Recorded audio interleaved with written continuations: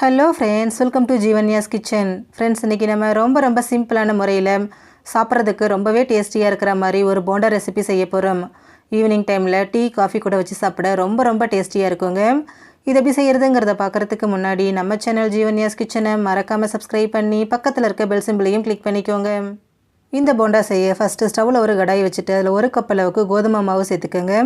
சேர்த்துட்டு மாவு நல்லா சுருக்குன்னு சூடாகிற அளவுக்கு இதை வறுத்து எடுத்துருங்க. கோதுமை மாவில் அப்படியே போண்டா செய்யும்போது லைட்டாக வழுவழுப்பு தன்மை இருக்கும். ஆனால் இந்த மாதிரி வறுத்துட்டு செய்யும்போது கொஞ்சம் கூட வழுவழுப்பு இல்லாமல் வெளியில் நல்லா கிறிஸ்பியாகவும் உள்ளே நல்லா சாஃப்டாக பஞ்சு மாதிரி இருக்குங்க. அதனால் மாவை நல்லா வறுத்து எடுத்துருங்க. கடாயில் சேர்த்த உடனே பார்த்தீங்கன்னா மாவு நல்லா ஒட்டும். ஆனால் வறுபட்டதுக்கப்புறமா கடாயில் ஒட்டாமல் இந்த மாதிரி வருது பாருங்கள். இந்த அளவுக்கு நல்லா வறுபடணுங்க. வறுபட்டதுக்கப்புறமா ஸ்டவ் ஆஃப் பண்ணிவிட்டு இதை நல்லா ஆற விட்டுருங்க. முழுமையாக ஆறுனதுக்கப்புறமா இதை அப்படியே ஒரு மிக்சிங் பவுலில் சேர்த்துருங்க. இது கூடவே 1/4 கப் அளவுக்கு கடலை மாவு, 1/4 கப் அளவுக்கு அரிசி மாவு சேர்த்துருங்க. அடுத்ததாக இதில் 1/4 டீஸ்பூன் மஞ்சள் தூள், இது கலருக்காக தாங்க சேர்க்குறோம்.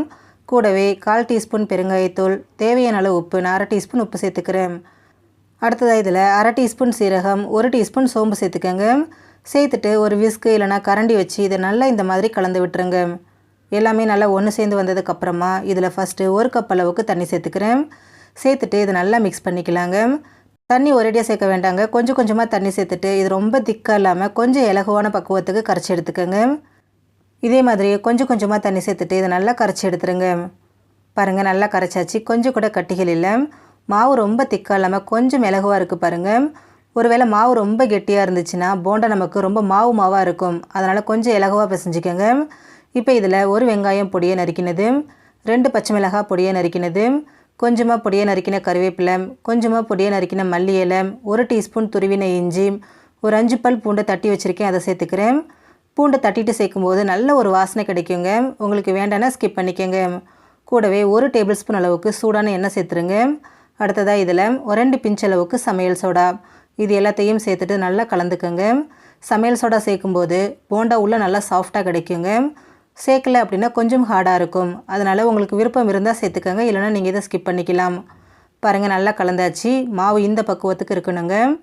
தண்ணியில் கையை நனைச்சிட்டு மாவு எடுத்து இந்த மாதிரி விட்டிங்கன்னா அழகாக வந்து விழுது பாருங்கள். இதுதான் நமக்கு சரியான பக்குவம். இப்போது போண்டா பொரிக்கிறதுக்கு தேவையான மாவு ரெடி ஆகிடுச்சு. இப்போ போண்டா பொரிக்க ஸ்டவ்வில் கடாய் வச்சு எண்ணெய் வச்சுருக்கேன். எண்ணெய் காஞ்சதும் நம்ம ரெடி பண்ணி வச்சுருக்கக்கூடிய மாவை இந்த மாதிரி போண்டாக்கெல்லாம் கிள்ளி எண்ணெயில் சேர்த்துருங்க.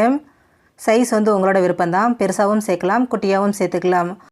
சேர்த்துட்டு ஸ்டவ்வை மிதமான தீயிலே வச்சுட்டு இதை நல்லா வேக விடுங்க.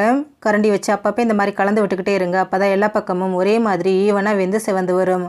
ஸ்டவ்வை ஹை ஃப்ளேமில் வச்சுட்டிங்க அப்படின்னா வெளியில் நிறம் மாறிடும். உள்ளே வேகாமல் அப்படியே மாவாக இருக்குங்க. அதனால் மீடியம் ஃப்ளேம்லேயே வச்சுட்டு இதை நல்லா வேக விடுங்க. அவ்வளோதான் பாருங்கள், நம்ம சேர்த்த போண்டாக்கள் எல்லாமே நல்லா வெந்து செவந்து வந்திருக்கு. இந்த அளவுக்கு வெந்ததுக்கப்புறமா இதை நம்ம எண்ணெயிலேருந்து எடுத்துகிட்டு மீதி இருக்கக்கூடிய எல்லா மாவையும் இதே மாதிரியே பொரிச்சு எடுத்துக்கலாம். அவ்வளோதான் ஃப்ரெண்ட்ஸ், நமக்கு ரொம்பவே சிம்பிளான முறையில் கோதுமை மாவு போண்டா ரெடி ஆகிடுச்சு. ஃப்ரெண்ட்ஸ், நீங்களும் இதே மாதிரி செஞ்சு கொடுங்க. இந்த வீடியோ பிடிச்சிருந்தால் லைக் பண்ணுங்கள், ஷேர் பண்ணுங்கள், கமெண்ட் பண்ணுங்கள். ஜீவன்யாஸ் கிச்சனை சப்ஸ்கிரைப் பண்ணி பக்கத்தில் இருக்க பெல் சிம்பிளையும் கிளிக் பண்ணிக்கோங்க. அப்போ தான் நான் போடுற வீடியோஸோட நோட்டிஃபிகேஷன்ஸ் உடனுக்குடனே உங்களுக்கு வரும். தேங்க்யூ.